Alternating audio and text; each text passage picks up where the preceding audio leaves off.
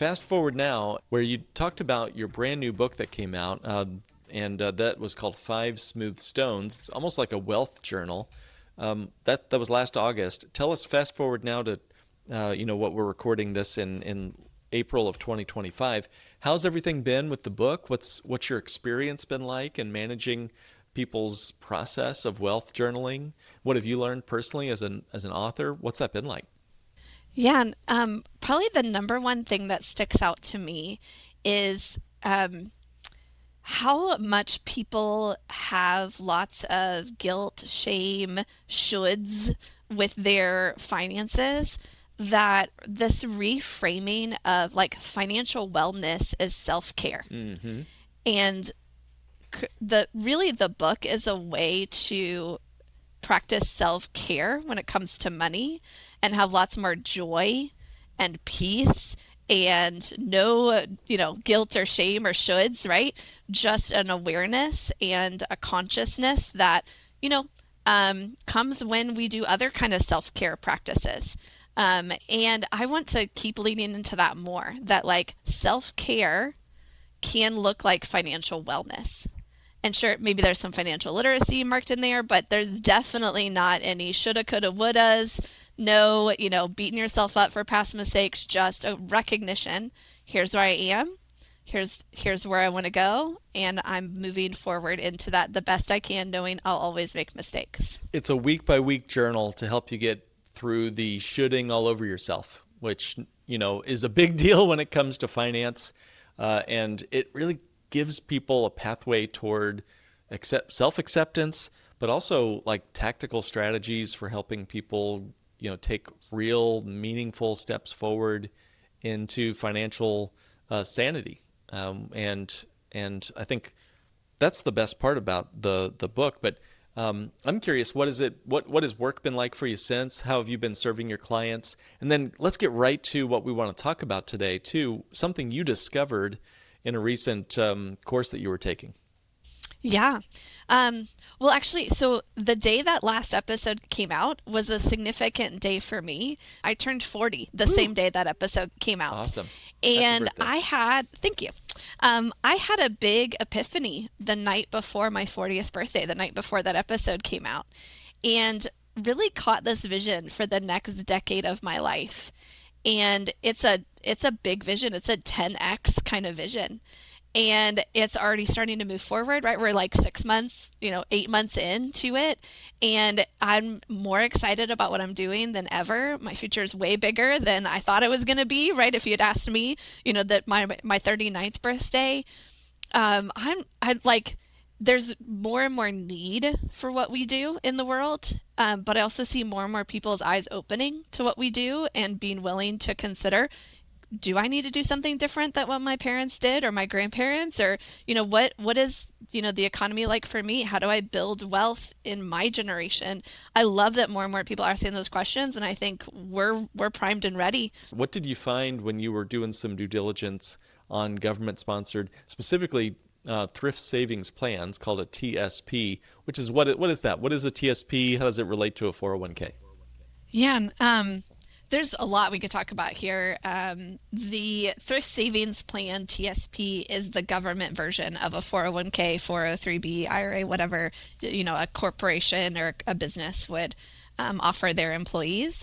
All federal employees get a 5% match, which is great. Not, so a lot of companies only do 3%. Congratulations, right? 5%, that's pretty cool. And here's the one of the big things that I learned is, so right now that match has to go in traditional TSP, but you can put your own contribution into Roth So TSP. traditional means what? It's just deferred. Deferring the taxes, yeah. And whereas the Roth gets taxed today, and then as long as you follow all the rules and parameters, you don't pay taxes when you use it later. Starting in 2026, you're going to be able to do Roth conversions of whatever's in traditional funding over into a Roth, the Roth side of the account, which is amazing that they're offering that, because they do not offer some business 401ks are offering the match to go in as a Roth pretty soon. But the TSP, as far as we know at this point, the match has to go in as traditional, Yeah. deferring the taxes to the future. but they're going to allow for those You're conversions. saying the government doesn't want to pay taxes on their contributions to your retirement account. Oh, that's curious. Isn't that interesting? I see why a private employer might not want to do a Roth contribution, but isn't that just kind of interesting? The government doesn't want to do a Roth contribution because they would pay taxes to who? Anyway, that's above my pay grade, I guess. And then, of course, when you start your TSP, you have to choose where the money goes in and what it does there. And this is where there could be an advantage with the Thrift Savings Plan. There's only a certain number of options, which could also be a disadvantage. And the funds have letters to them: a G fund, an F fund, a C fund, an S fund, an I fund, and then a bunch of L funds. Now, I listed them in order of maybe the least risky. The G fund is U.S. Treasuries, and then the I fund is international stocks, right? And in between there, you've got the C fund is the S&P 500 index, things like that. The L funds are all similar to like target date funds with your 401k, where they're combining different mixes of the G, F, C, S, and I funds to hopefully match with your planned retirement date, which may or may not coincide with your risk tolerance. Mm-hmm. Here, this is a great lesson for people, regardless of where, if you have a TSP, a 401k, if you're using a target date fund, that may or may not be aligned with who you really are. And those can also oftentimes in 401ks have some of the highest fees just at the fund level. So it's a great thing to review, whether you have a TSP or not. What are you actually invested in? Does it match what you really want your money to be doing for you? Well said. Okay, so a couple other things to learn about TSPs before we get to the really big whammy. When you do have a loan from a TSP, typically if you were to retire with a 401k, you have to repay that loan, just like if you lost your job. And if you don't repay it, it comes out as a withdrawal, which would be subject to tax and penalty. And just to add a little spice to that, and before you jump to the TSP, you have to repay the loan, just like if you lost your job. And if I remember right, it has to be completely repaid by the following April. So if I'm incorrect there, just interrupt me. But if you owe $50,000 on your 401k loan, let's say, and you lost your job or got or just let go or retired, maybe it's not an easy thing to pay off a $50,000 401k loan by next April. I don't know. What do you think? Yeah, especially if you don't have a job anymore. Yeah, and they always change the rules a little bit. I think at one point it was 90 days. Like you'd want to confirm what the current rules are. One cool thing about the TSP, though, is if you retire, you're officially retiring, you can continue your loan in retirement. It's just they won't withhold your loan repayment from your pension. You have to make other arrangements to repay that loan, and if it defaults, then you do have that withdrawal and penalty, tax and penalty if you're as appropriate. So fun fact there about TSP loans. And that's so fun. If you're retired and you've got somebody, basically the government is pulling money out of your checking account every month until that loan is paid off. Boy, I don't envy folks that have 401k loans or TSP loans. It's one of the only times that people are double taxed on the same dollar. Yep, absolutely. Then let's say you don't want to do a loan, you just want to do a withdrawal. So you log into your TSP account, you say, send this money to my checking account. You can't choose, let's say you're across a couple different funds, you can't choose which funds. Your only choice is, do you want it to come from traditional or Roth? Oh, interesting. Yeah, so they just do a pro rata, right? If you're in 5 different funds and you've got, 20% in each fund, they're going to take 20% of whatever you ask for. If you ask for $1,000, they're going to take $200 from each of those 5 funds. Now, help our listeners and me, what are the implications of this happening, of them just basically pulling 20%, let's say, from 5 funds, rather than us getting to pick which fund? Right. So let's say you believe the stock market's about to go up, and you just sold your S&P 500 index or your Dow Jones index, your C or your S, you now lose out on that up it could have gone. Or let's say you believe the market's going to go down and you really want to take out, the C or the S funds and not your G fund with, treasuries, you still are taking out treasuries. Wow. Now, this is withdrawing funds, Yeah. and I can't choose to sell my my G funds or my I funds, depending on what I think the market's going to do or not do. I have to just take a blended withdrawal from all 5 funds if I'm spread around. That's a big deal. I mean, talk about taking control out of the hands of the investor. We hold all the risk, but we have such little. Boy, that's just frustrating. I don't even have a TSP, but this just frustrates the heck out of me. Yeah. Yeah. I don't know why. I was just taught this and I was like, okay, we need to know this. This is important. Well, I'm just trying to think. That's like saying, hey, one of these, there are 5 bombs in this room, 5 bombs. One of them might go off, but you can only take away 1 stick of dynamite from each bomb, and the rest are going to still have bombs, 4 more sticks of Right. dynamite. That just does not make sense to me. Yeah. That's a really good analogy. I'm going to use that one. It just leaves so much to be desired, and it just underlines the fact that folks are not in control like they think they are. When we were handed the keys to become a nation of investors, we didn't have the brakes fully installed. It's crazy to me. Okay, I'm sorry. Yeah. Keep going. Okay. These are some great gems for folks that have Well, TSPs and for folks that have regular 401ks and IRAs. I mean, the rules might be a little different here or there, but the underlying truth is you're not really in control, even if they tell you you are. yeah. And if you are in a target date fund, you might be spread out in different things, but it would work the same way. You would just sell shares of that fund to take a withdrawal. You wouldn't be able to pick which parts of the fund are moving at which times, Wow, that's right. right? That's right. Um, Yeah. okay. That wasn't even the biggest whammy. You ready for the biggest I'm whammy? ready. I'm sitting down, but I'm Okay. actually standing up. But I'm sitting down in my heart. Yeah. Okay. So this is when you're thinking about your beneficiaries, which before we talk about what happens when you pass away, number one thing to do that you could do today immediately is log into your TSP account and check your beneficiaries. There was a website change. I've heard rumors that not all beneficiaries carried over with the website change. So you want to check your beneficiaries, know who they are, make sure they're aligned with what you want. And that's okay, good so that's for the first part. anything. If you got an IRA, Yes. a 401k, life insurance, you just check. Always good to check your beneficiaries. Absolutely. Oh, Okay. but especially now, the TSP. And it sounds like there was a website change there. Okay. Yes. Yep. I think it just happened either in late 24 or early 25. Okay. Now, let's say you have a spouse as your primary beneficiary of your TSP. If something happens to you, you know your spouse is going to get this TSP. Great. Your spouse can be what's called a TSP beneficiary participant. That means they're allowed to stay with the TSP. Great. However, if they don't take quick action, they have a certain time frame, certain window, 60 to 90 days, where if they don't take any action to roll that over into, an IRA or an annuity or, spousal inherited, situation, they're locked in with the TSP and they can't do any more rollovers going forward. They can only take withdrawals. And by going forward, you mean the rest of their natural life. Yeah. So the spouse is stuck with the deceased spouse's TSP if the surviving spouse doesn't take action within 60 to 90 days. Yep. Now, anyone who's lost a spouse or a close family member probably knows you're not emotionally, mentally prepared for, signing your name at the bottom of, a McDonald's receipt, not to mention like doing paperwork for, something like a TSP decision within 60 to 90 days of your beloved spouse passing away. What does this mean?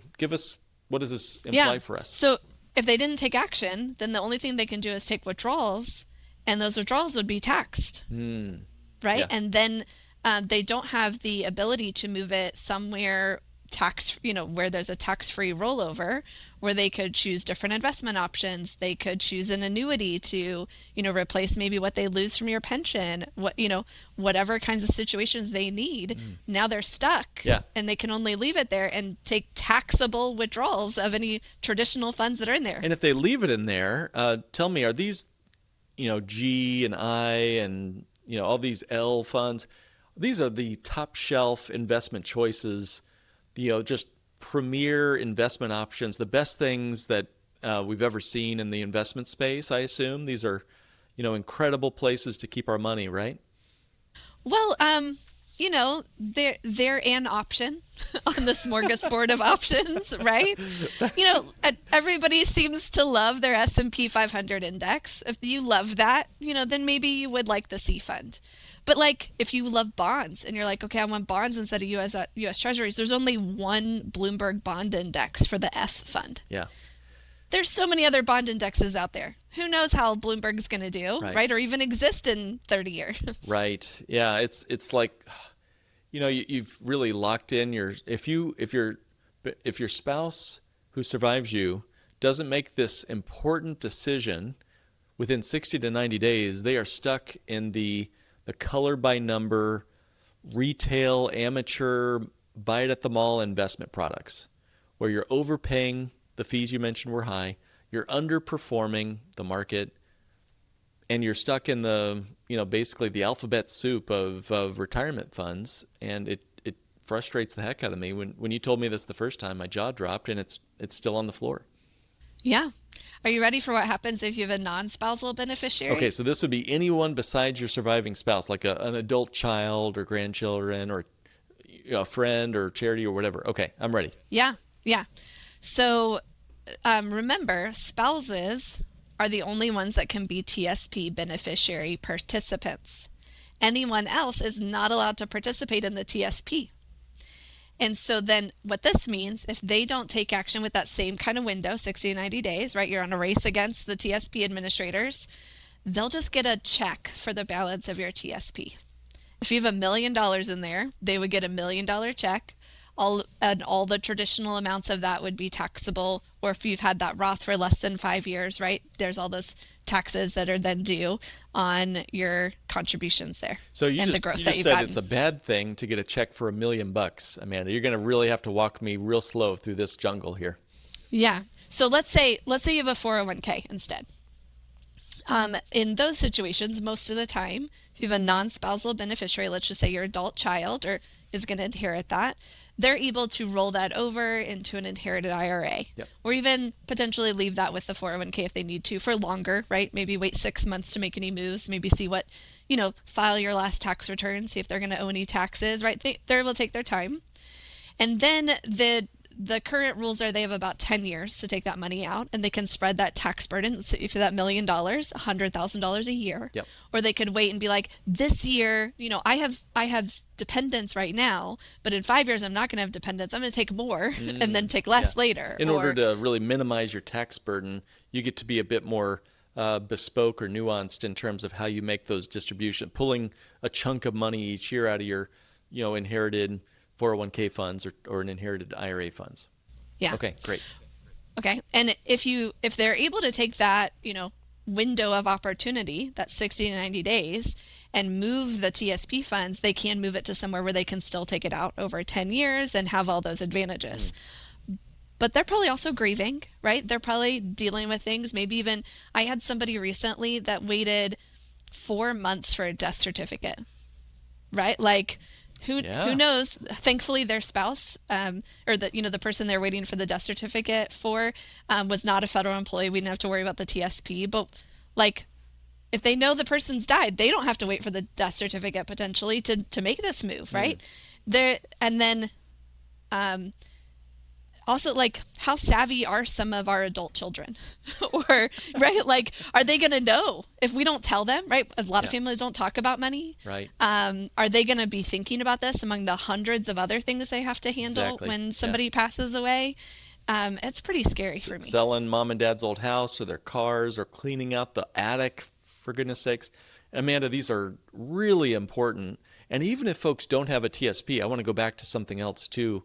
But for those that have a government, thrift savings plan, you're saying that if you pass away, if I should pass away, leave it not to my spouse, or if my spouse has already passed, if it goes to anyone besides my spouse, then basically the government's going to just lump sum give the kids or whoever that chunk of money, all of it becoming immediately taxable, whether the kids like it or not.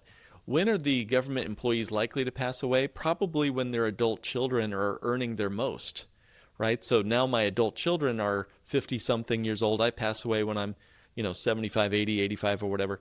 And now my kids are getting, at their highest income tax bracket, they're getting a giant, like just football team tackle of income. And sure, they're happy for the money, but who's going to be the biggest recipient of that? Well, of course, 40% of it goes right back to the government. And it just seems like the IRS is playing games to take as much out of that TSP as possible. Am I reading too much into this? No, I mean, that's what we should be thinking through and saying, like, I don't want that what if, and starting to think like, and so what can I do to prevent that? And I'd love to, bridge into that conversation. Yeah. It's probably not going to be updating your beneficiaries, right? You still want this money to go to your adult children. Maybe, and one thing is, the TSP administrators are going to need to find your adult children. So also, like, they need to have their address on their tax return, right. Be the address that they'd want to receive these funds at, or, those kind of things too. The biggest thing is, if you're under 59 and a half right now, your options are limited. With TSPs, there are currently no in-service withdrawals. I'll explain what that is if you're under 59 and a half. Which means you cannot move those TSP funds anywhere else until your 59 and a half birthday, as long as you're employed by the federal government. Wow. Okay. Once you're 59 and a half, you can 100% move them. I have some, postal carrier workers, some, nurses, doctors, pharmacists for VA, they're federal employees. The day they turn 59 and a half, we're having this conversation. Even while they're still employed with their employer, the federal government, they can make those rollovers happen. That's a big deal. Everybody, if that zipped, go back and listen to that again, because very often 401ks that we work with, very often the employer, or the private employer, does not allow you to roll your money from a 401k to an IRA, even if you're over 59 and a half. You're kind of stuck with that 401k plan.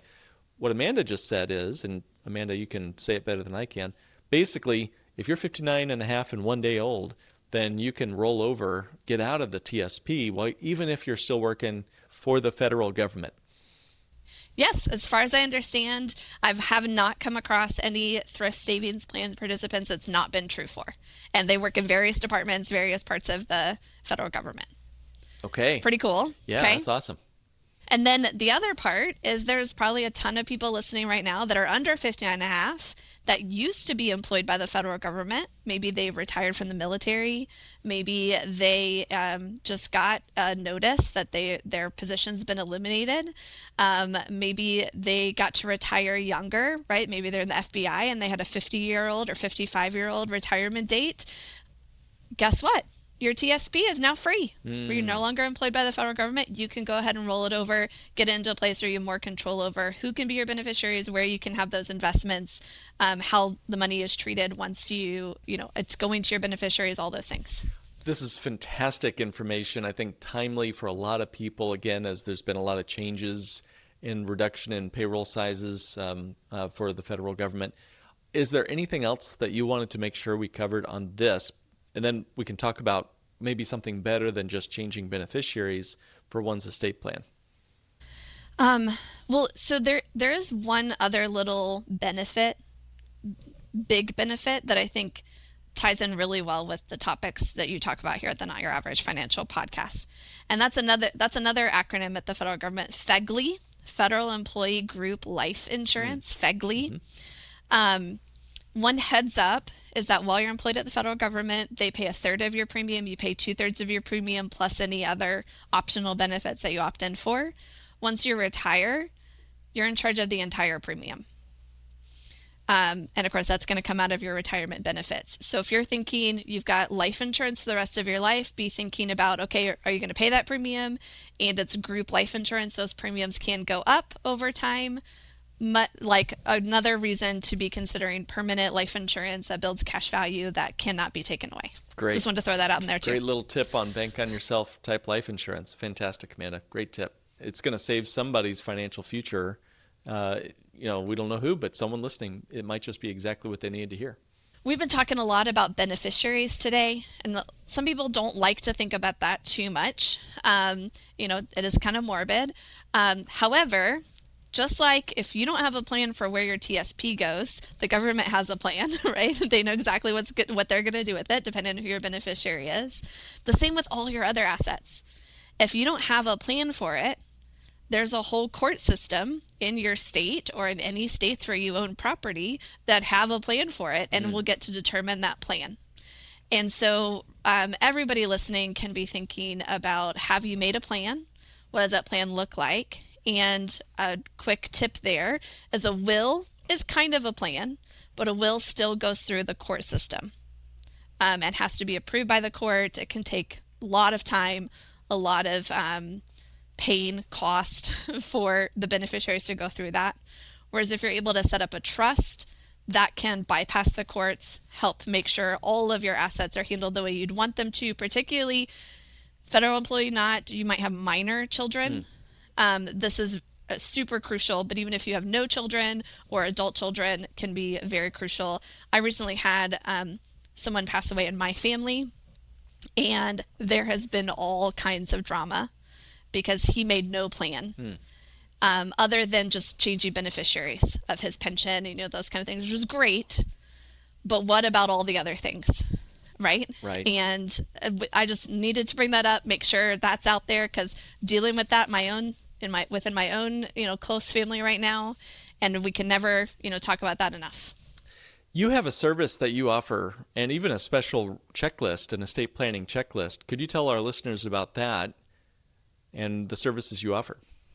Yes. So I created this estate planning checklist because it really can just be that easy, right? Checking off a list. I encourage people. I started with, financial wellness is self-care. To take a Saturday morning or a couple Saturday mornings in a row, have a cup of coffee, light a candle, play your favorite music, and just work down the checklist. And when people get to the end of it and they've finished it, it's taken a lot of the burden, a lot of the worry off of them, which is great for self-care, right? Nobody wants to be worried or burdened. And it doesn't have to be as complicated as people think. And the checklist just walks through exactly what to do, updating beneficiaries, making a list of things you can update beneficiaries on, figuring out a plan there, who to communicate to, who to hire. And then when you're ready to start up a trust, there's a few options to do that. And we include an option to do that with us, with a financial professional, a bank and yourself professional, to help walk through it. And a lot of people love, they could do it on their own, but if they want hand holding through the process, we're here to do that too. And you guys are doing a great job with a number of my clients. When I send folks over to you guys, it's a chance for them to really know that they're doing it the right way, because you cannot undo an estate plan once you're already croaked, if you know what I mean. So better to measure twice, cut once, have a second set of eyes on this scenario. And some of the tools and also services you offer are way below the average attorney's fees. And you're giving them something I think much more custom, tailored, and again, bespoke is the word that comes to mind. And putting their best interests at heart is what, Amanda, you're so good at doing. So I highly recommend folks check out your checklist, which we can certainly put in the show notes, as well as a way to reach out to you if they want. What is the best way for folks to reach out to you if they have a question on their estate plan, or maybe they've got, their jaw is dropped too on some of the government TSP rules that we've talked about today? Yeah, my contact information is not a secret or anything. You can find a lot of our information at wealthwisdomfp.com. That's Wealth Wisdom, F as in financial, P as in podcast.com. Find my phone number, set up an appointment, reach out to us through that website. And also, wherever you listen to this podcast, you can check out the Wealth Wisdom Financial Podcast. And Amanda, you're on our community too. So guys, if you want to just talk directly with Amanda, through all those means, please reach out to her. And get on our notyouraverage.mn.co, and you can DM her directly and have a conversation about any of this. And she's very quick to respond on there as well. And thank you for that, Amanda. Yeah, that's actually, I respond to Mighty Networks before I respond to email. Yeah, me too. Hot tip there. Me too. Yeah, speaking of estate plan, someone's going to have to deal with the liability of my email inbox. So thank you for all of what you do, Amanda, and thanks for coming on the show today. My pleasure. Thanks for having me.